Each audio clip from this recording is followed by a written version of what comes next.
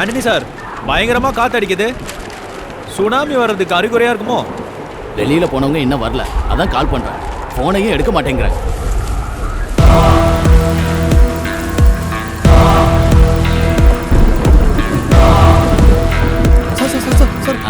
ஒரு பொண்ணு சார். என்ன விஷயம்? ஒரு பொண்ணு கத்தியோட நிக்குது சார். வாங்க சார்.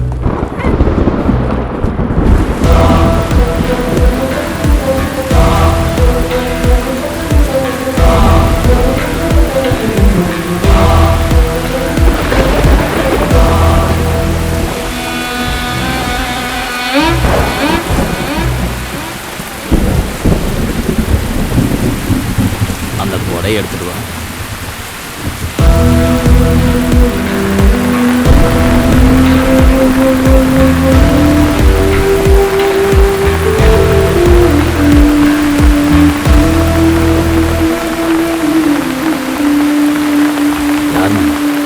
என்னாச்சு?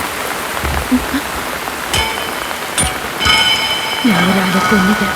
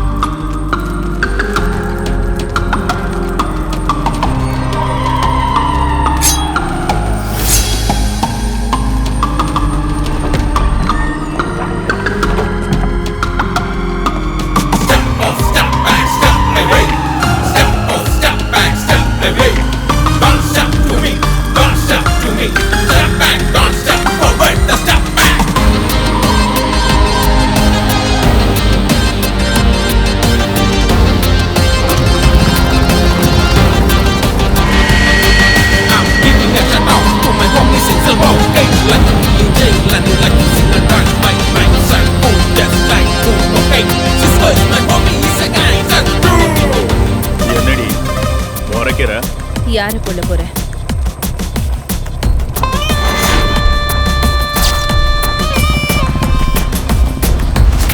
சாவரவங்களுக்கெல்லாம் ஒரே நிர்பந்தம், என் கையால தான் சாகணும்.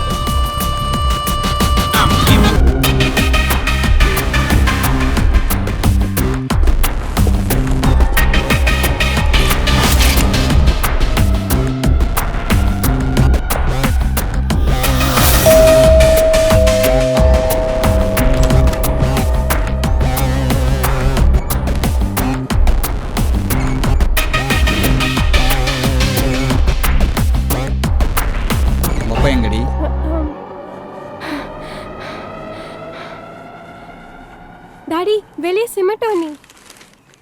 யாரு? போன மாசம் எங்க கேம்பஸ்ல ஒருத்தன் கலாட்டா பண்ணன்னு சொன்னேன்ல, அந்த ரவுடி தான். ரவுடியா?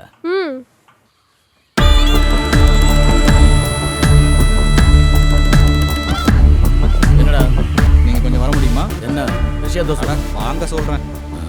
நம்ம பாரதனுக்கு உங்களுக்கு கொடுக்கல் வாங்கல் ஒரு வரவு இருக்குல்ல, ஒரு 75 லட்சம். அதை நீங்க கொடுக்கணும் இல்ல சார்? எப்படி? அதை வாங்க தான் அணியை வந்திருக்காப்ல. அண்ணன் யாரு? அணி அண்ணன். அங்க பாரு, சிமெண்ட் அணி. ஓ, சிமெண்ட். நல்லா இருக்கு. அச்சோ, உண்மையை சொல்லணும்னா எனக்கு ஞாபகமே இல்லை. என்ன வாசல் வரையும் வந்துட்டு ஒத்த காலில் நின்றுக்கிட்டேன். உள்ள வாங்க, உட்காந்து பேசலாம் வாங்க. அட என்னடி நீ எதுக்கு பயந்து போய் நின்றுக்கிட்டு இருக்க? இது நம்ம மருதோட பிள்ளைங்க தான். உன்னை பார்த்து பொண்ணும் பயப்படுதில்ல. ஏண்டா தம்பி, உன் பேரு என்னன்னு சொன்ன? என்னமோ சொன்னியா? களிமண். சிமெண்ட் இல்ல? வா உள்ள வா. தம்பி, உனக்கு ஒரு விஷயம் தெரியுமா? இவளை தாலி கட்டி இங்கே இவளை கூட்டு வரும்போது இந்த இடம் மொத்தம் காடாக இருந்தது. அந்த காடெல்லாம் அழிச்சு இங்க ஒரு வீடு கட்டணும்னா அதுக்கு பயங்கர தைரியம் வேணும். அப்படி இருக்கிறப்ப நான் கட்டினேன். இங்க மரமட்டைகளை வெட்டும் போது என்னை எதிர்த்து சண்டை போட நிறைய பேர் வந்தாங்க. இந்த இடத்த விட்டு போயிடு, இல்லாட்டினா விடியலை பார்க்க மாட்டேன்னாங்க. ஏண்டா சிமிட்டு, என் பொண்டாட்டி இங்க இருந்து போயிடலாம் காலை பிடிச்சி கதறான். மறந்துட்டி அடிச்சலாம்.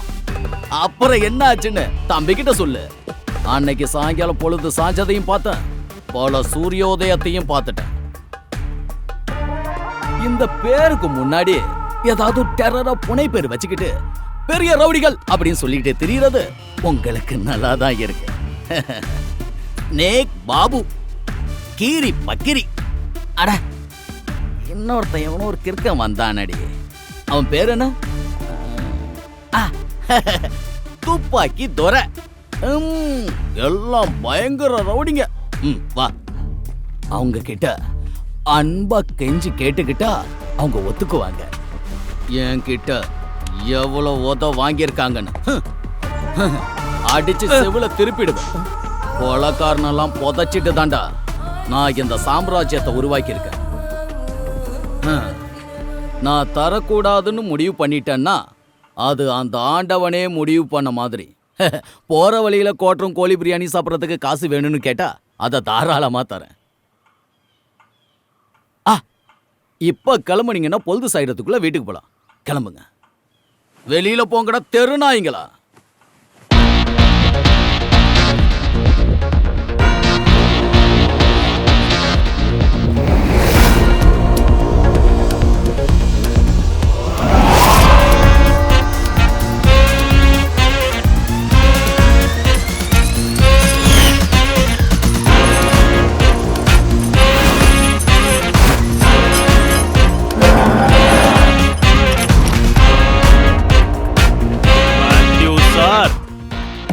சாமா பசியில இருக்கேன்.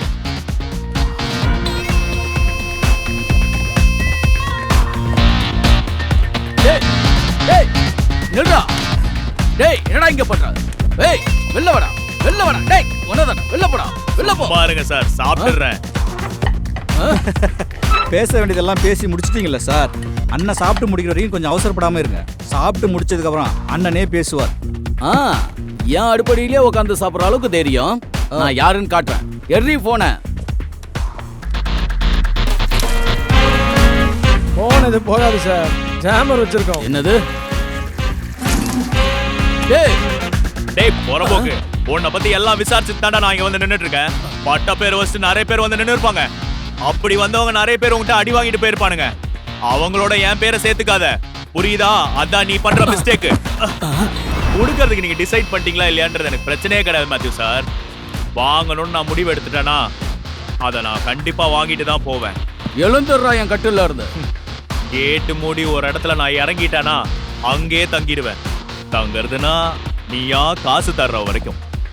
பரதனுக்கு கிடைக்க வேண்டிய மொத்த காசும் கிடைக்காம இங்கேருந்து ஒருத்தனும் வெளியிலயும் போக மாட்டான், வெளியிலேருந்து ஒருத்தனும் உள்ளாரையும் வரமாட்டான். அப்போ என்ன பண்ணணும்னு நீங்களே முடிவு எடுத்துக்கங்க. நல்ல பொறுமையா யோசிங்க.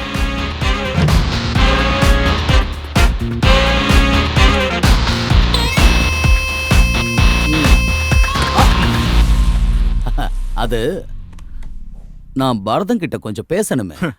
அது நியாயம். டேய் குமார் அண்ணா, அந்த கேட் ஓபன் பண்ணி விடுறோம். ஓகேண்ணா.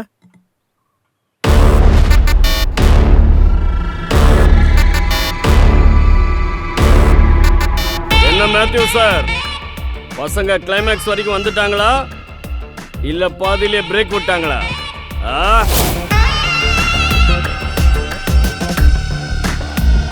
அவர் ரொம்ப கெட்ட பையன் சார். உனக்கு மானம் வேணாம் நான் சொன்னேன்னா அதை எடுத்துருவான். உயிர் வேண்டாம் நான் முடிவு பண்ணேன்னா அதையே எடுத்துருவான். அப்பேற்பட்டவன். நான் வச்சிருக்கிற கடன் கம்மிதான், ஆனா உன்னோட கடன் கொஞ்சம் அதிகமா இருக்கு.